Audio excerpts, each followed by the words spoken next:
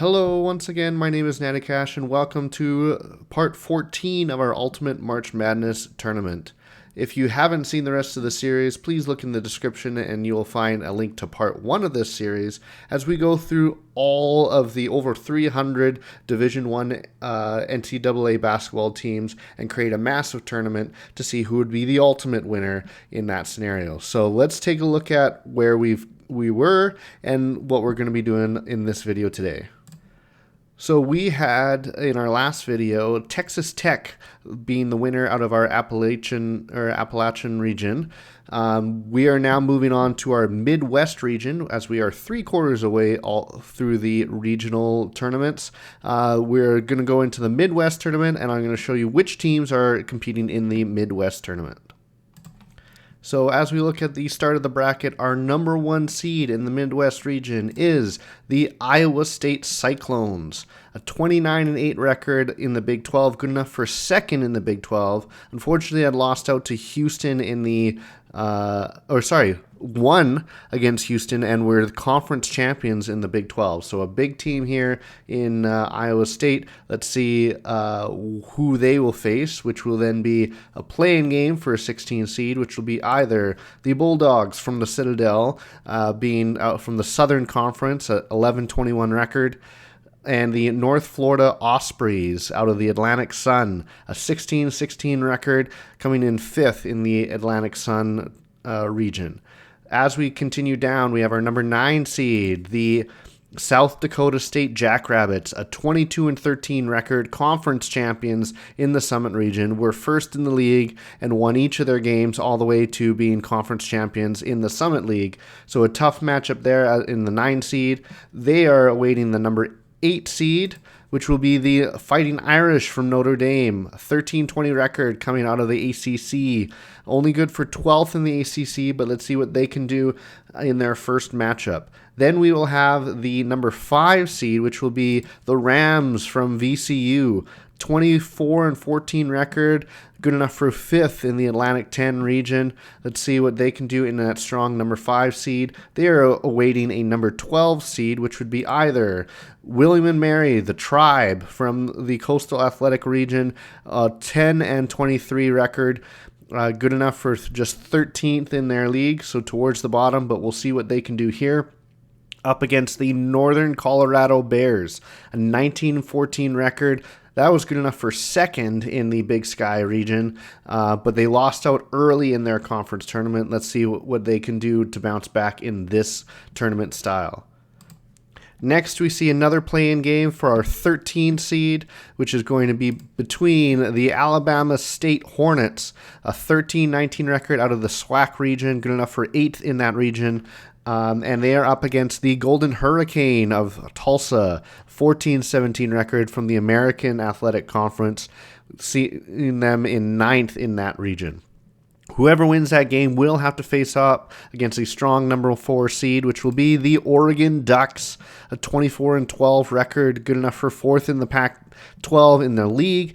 But then they went on to beat number 1 Arizona, Colorado, UCLA, all the way to our conference champions. So Pac-12 conference champions sitting in the number 4 seed.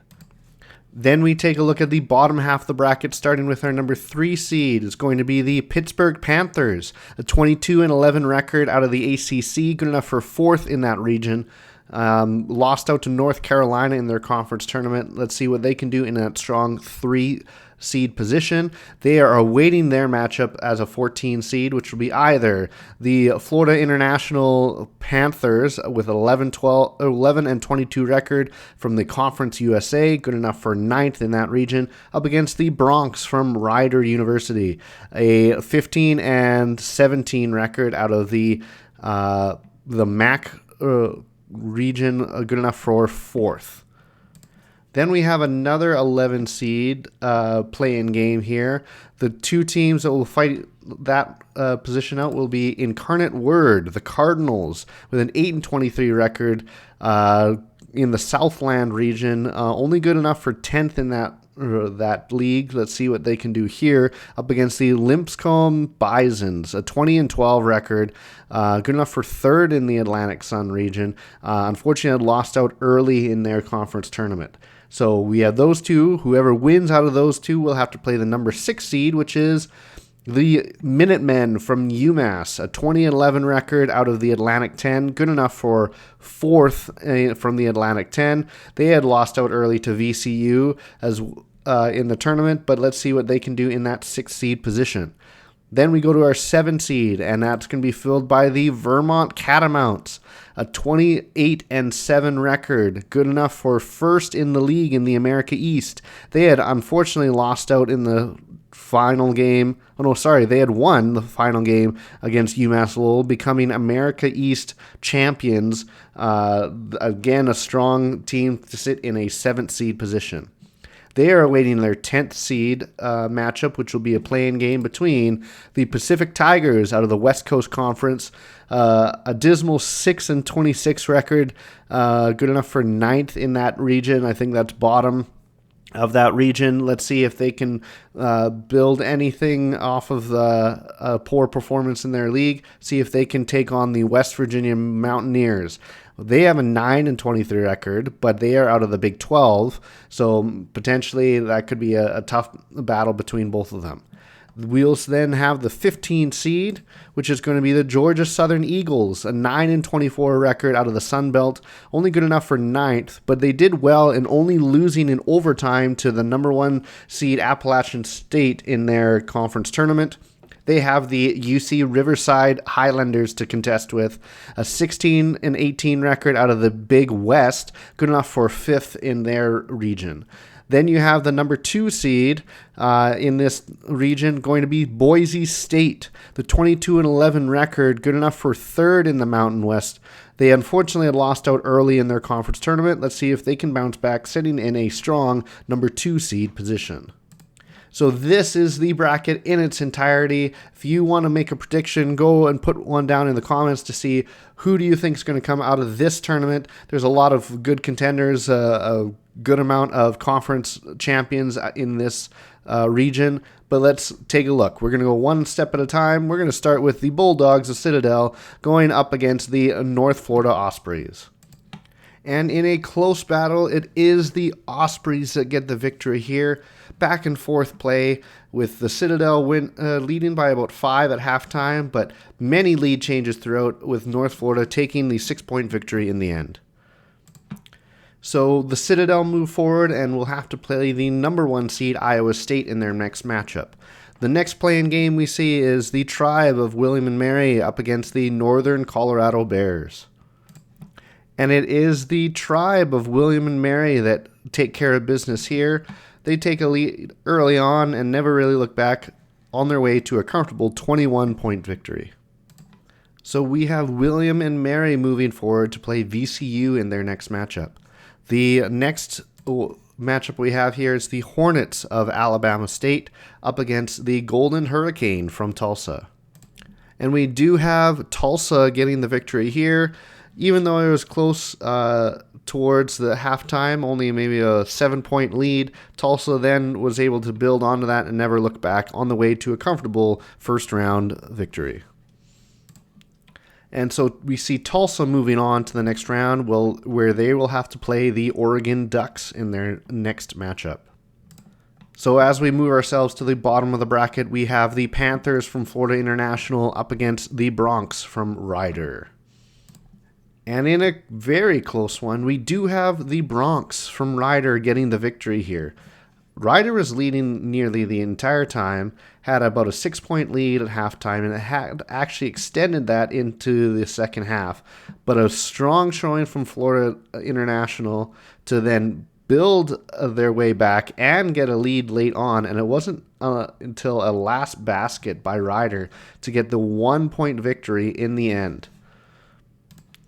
And so we see Rider moving on to the next round here. They are going to be up against Pittsburgh in our next matchup. And we have our 11 seed play-in game, which is going to be between Incarnate Word and the Cardinals up against the Bisons from Lipscomb. And it is the Bisons of Lipscomb that get the victory here. They took the lead early and never really looked back, on the way to a fairly comfortable victory in the end. And so we have Lipscomb moving forward, and they will play the Minutemen of UMass in their next matchup. We go down to our 10 seed play-in, which will be up against the Pacific Tigers and the West Virginia Mountaineers. And it was a tight back and forth game, but it is West Virginia that get the victory here. Many lead changes throughout, basically tied at half, but then a strong surge by the Mountaineers allowed them to get the 9-point victory in the end. So West Virginia does move forward. They will have to play the Catamounts of Vermont in their next matchup. Our last play-in game is going to be the Georgia Southern Eagles up against the Highlanders from UC Riverside. And it is the Highlanders from UC Riverside that get the victory here. They take the lead early on and never really look back, always maintaining at least a 10-point lead all the way to a comfortable victory in the end. And here is the look of our 16 teams representing the Midwest region. My apologies to North Florida, as I know that North Florida got the win, but for some reason I put Citadel into the bracket. It is North Florida that move on, so I have that fixed, so please don't worry about that. And speaking of which, we're going to see North Florida play right away, as they are up against the number 1 seed, Iowa State. And we do see Iowa State taking care of business here. It was a little bit close for a moment, only a 7-point lead at halftime, but Iowa State did well to build on their lead as the game continued, on the way to a pretty dominant victory at the end. And so Iowa State moves into our regional quarterfinals. They will have their next matchup, which will be either the Fighting Irish of Notre Dame or the Jackrabbits from South Dakota State. And it is the Fighting Irish that get the victory here. A couple back and forth in the first half, but once Notre Dame had the lead going into halftime, they maintained that all the way to a 16-point victory. And so we do have Notre Dame getting the victory and moving on to play Iowa State in a quarterfinal matchup. Next up, we will have the Rams of VCU up against the Tribe from William and Mary. And in a big upset, it is the Tribe of William and Mary that get the victory here. Many lead changes throughout. VCU maybe leading by 3 at halftime, but William and Mary pushing back again in the second quarter and took it away to get the upset victory. So with our first upset in this tournament, we have William and Mary moving on to the quarterfinals. They will await their next opponent, which will be either the Tulsa Golden Hurricane or the Oregon Ducks. And it is Oregon that get the victory here, a very commanding victory in the end. 100 points on the board is not often seen in this tournament, but Oregon getting a big win over Tulsa helps them to move on to the next round. So we see Oregon moving on to the next round, where they will be up against William and Mary coming up. Then we have on the bottom half of the bracket, we're starting with Pittsburgh and the Panthers up against the Rider Broncs. And we do see that Pittsburgh take care of business here. They are leading most of the time, although there was a big chunk where they weren't getting any scores and Rider were able to come up and get a narrow lead. But really after that, Pittsburgh were able to score well and get a comfortable victory in the end. And so Pittsburgh move on to the next round. They'll be awaiting their next matchup, which will be either the Lipscomb Bisons or the Minutemen from UMass. And we do have the Minutemen of UMass moving on to the next round. A little bit back and forth to start off, but once Massachusetts had their offense going, they had about a 10-point lead at halftime and continued to build on that all the way to a comfortable victory. So it is UMass that move on and will play Pittsburgh in a quarterfinal matchup. Then we move further down and we have the Catamounts from Vermont up against the West Virginia Mountaineers. And we do see West Virginia getting the victory here. They took the lead early on and never really looked back, continuing to build on that lead to beat out Vermont 91-72, a substantial victory there for West Virginia. So an upset victory for West Virginia in that 10th seed to move on to the next round. They will await their next opponent, which is either the UC Riverside Highlanders or the Broncos from Boise State. And we do see the Broncos here taking care of business. Again, a scenario where we have them leading early on and building on that lead all the way to a comfortable victory to move to the quarterfinals. So here's a look of all our quarterfinal matchups now with Boise State moving forward. We are then going to run through each of these, starting with Iowa State and Notre Dame. And we do see Iowa State getting the victory here. It was back and forth in the first half, but then Iowa State got a substantial lead. There's a good defense where Notre Dame didn't score a lot, which helped build Iowa's lead, and then they were able to continue to get the win here. And it is Iowa State that move on to our regional semifinals. Their opponent will be either the Tribe from William & Mary, our surprise team thus far, up against the Oregon Ducks. And we do have the Oregon Ducks getting the victory here. Another scenario where Oregon dominates early and continues to build on that, although not in the same way as their first matchup, but they do comfortably win against the Tribe to move forward to the semifinals. So Oregon move forward to create our first semifinal matchup. The second semifinal matchup will be filled in, starting with either the Pittsburgh Panthers or the Minutemen from UMass. And we do see here that Pittsburgh get the victory. They take the lead early on, or it's kind of tied for early, and then Pittsburgh take a lead. And even though there are a couple runs by UMass to try to get it closer, Pittsburgh was just too much for them and they move on to the regional semifinals. And it is Pittsburgh that move on to the next round. They are going to await their opponent, which will be either the West Virginia Mountaineers or the Boise State Broncos.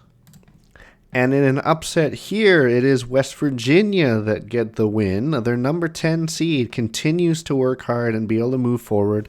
You see that they take the lead and have the lead for most of the game. Up by, looks about maybe 7. Boise State do well to fight back and tie the game up at a few points here, but West Virginia was just too much and had enough offensive surge to get the upset victory. And with West Virginia upsetting Boise State and filling in, we have our semifinal matchup set. Starting off with seeing who's going to make the finals. Is it Iowa State or is it Oregon? And it was a close one here, but it is Iowa State that get the victory. They do take the lead and never really give it up, but it is close throughout most of it. There's maybe a 10-point victory or lead here at halftime, but it gets to be within 2. Oregon just didn't have enough to then take that lead over from them, and Iowa State move on to our regional finals. And so our number 1 seed, Iowa State, is going to be playing in our regional finals. Who's going to meet them there? Is it going to be the Pittsburgh Panthers or a surprise number 10 seed, the West Virginia Mountaineers? And we do see West Virginia finally fall in here. We have Pittsburgh winning fairly comfortably in the end. It was close for the first half, but once Pittsburgh started getting momentum in the second half, they bursted forward to get a comfortable victory in the end. And so here we are at the Midwest final game where we have Iowa State, our number 1 seed out of the Big 12, playing against Pittsburgh from the ACC. In a 1-3 matchup, this is now only the 3rd time that we've seen a number 1 up against a number 3. The number 1 seed has won both times. So is Iowa State going to stick with the pattern and become another number 1 seed to make it to the Sweet 16? Or can Pittsburgh, a number 3 seed, be the first number 3 seed to make it out of their region? Let's take a look. And it is Pittsburgh that get the victory. The number 3 seed from the Midwest get the victory here. looks like they were leading nearly the entire time, leading by maybe about 9 or so at halftime. Iowa did well early on in the second quarter to tie it right up, but Pittsburgh had just too much and blew them away and actually had a relatively comfortable victory in the end. Congratulations to Pittsburgh as you are moving on to the Sweet 16. And so there you have it. Pittsburgh are the Midwest Regional Champions and have moved on to our Sweet 16. Congratulations to them.